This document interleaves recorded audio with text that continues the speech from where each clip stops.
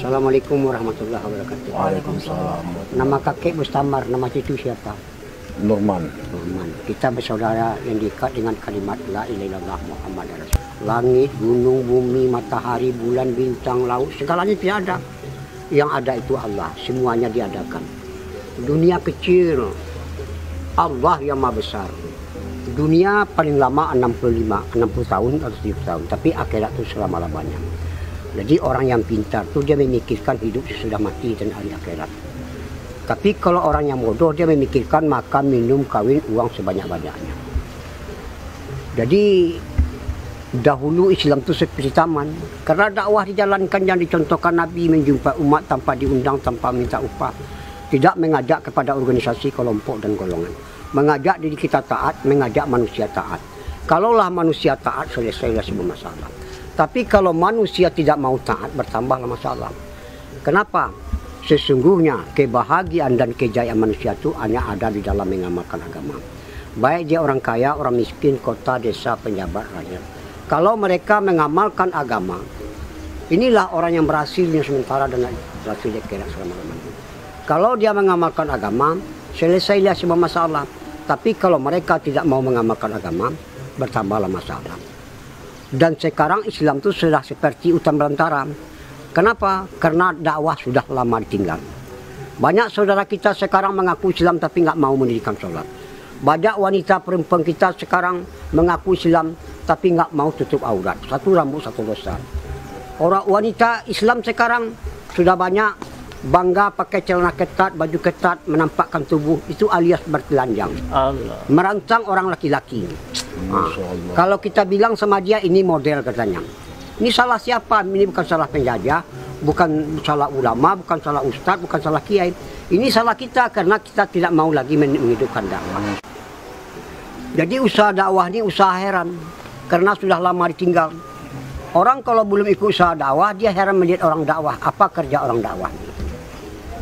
Tapi kalau orang sudah ikut dakwah, dia heran melihat orang tidak mau dakwah. Tidak ada pekerjaan yang lebih besar dari pekerjaan dakwah. Kerja dakwah ini kerja Nabi, 124 Nabi dan Rasul kerjanya dakwah. Mengajak manusia taat kepada Allah. Ucapkanlah la ilaha illallah, kamu akan sukses, kamu akan berjaya. Jadi hakikat la ilaha illallah taat kepada Allah. Barang siapa taat kepada Allah, dunia akan berkhidmat kepada Allah.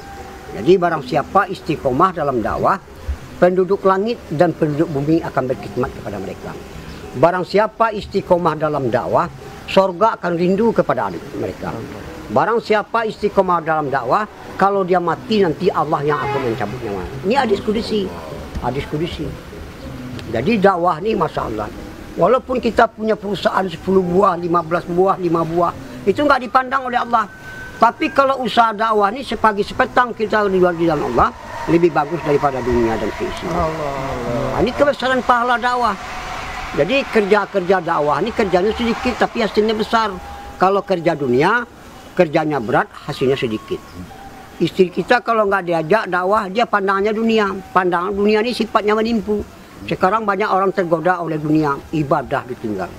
Padahal di dalam perintah ada kejayaan, ada kebahagiaan dan ada kebaikan. Jadi wanita ini dimuliakan oleh Allah 7 surat yang terpanjang di dalam Al-Quran An-Nisa. Maka itu Nabi mendudukan surga itu di bawah telapak kaki ibu. Allah. Sebab sebuah Nabi dan Rasul dilahirkan dari wanita, yaitu ibu. Jadi wanita ini yang pertama menerima dakwah Nabi Rasulullah SAW, ya wanita Khadijah radhiyallahu anha. Yang pertama mati syahid juga wanita Sumayyah radhiyallahu anha. Jadi wanita ini diciptakan dari tulang bengkok kiri, tulang lemah. Jadi wanita ini nggak bisa dikerasin, dilemah lembutkan, disayang-sayang, dimanja-manja, disenang-senangi. Sebab di zaman sahabat, wanita ini tugasnya membina anak untuk agama dan melayani suami. Sekarang, Masya Allah, wanita ini kalau dikerasin patah dia. Allah.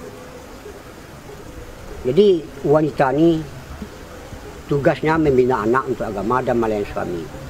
Sekarang wanita sudah rosak di mana-mana. Sekarang wanita di pom bensin, di pasar-pasar, di swalayan, di mal-mal, di pabrik-pabrik, sampai sekarang wanita jadi TKW sekarang. Ngaku sayang sama istri, tapi justru istri disuruh sebagai penanggung jawab. Jadi penanggung jawab rumah tangga itu adalah laki-laki. Mari kita selamatkan wanita kita. Kalau kita selamatkan wanita kita, berarti kita baru orang kuat. Jadi disenangkan wanita kita. Selalu kita menafikan dunia ini. Allah Khalik, Allah Malik, Allah Razik, Allah Sami, Allah Basir, Allah Alim. La ilaha illallah. Jadi rahasianya dakwah ini, walau 4 bulan IPB, walaupun 4 jalan kaki, 4 bulan jalan kaki, 4 bulan biasa, 40 hari jalan kaki, 40 bulan biasa, tapi 3 harinya nggak dijaga. Allah. Ini akan amburadul. Jadi kita dakwah ini tak ubahnya seperti nanam padi.